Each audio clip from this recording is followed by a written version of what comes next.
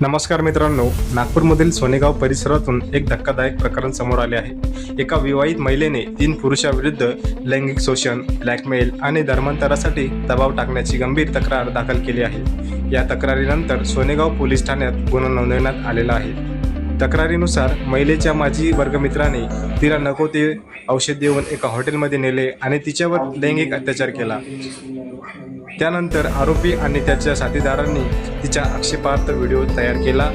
हा video social मीडियावर viral करण्याची धमकी देत तिचे वारंवार शोषण करण्यात आल्याचे महिलेने आपल्या तक्रारीत म्हटले आहे। महिलेने पुढे असा आरोप केला आहे की आरोपींनी तिला धर्मांतर करण्यासाठी दबाव टाकला आणि तिच्याकडून 3 लाख रुपयांहून अधिक रक्कम काढली। या प्रकरणातील आरोपींची नावे अय्याज ताज मदारे, अमित शेख आणि हजरत मौलाना अशी असल्याचे सांगितले जात आहे।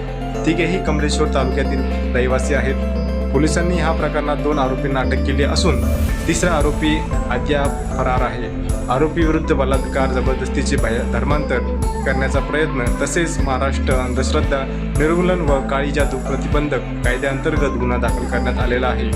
या प्रकरणाचा पुढील तपास पोलीस करत आहेत। महत्त्वाची सूचना, ही माहिती संबंधित महिलेच्या तक्रारीतील आरोपावर आधारित आहे।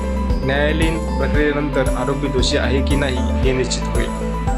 व्हिडिओ आवडल्यास लाईक करा, चॅनलला सबस्क्राईब करायला विसरू नका आणि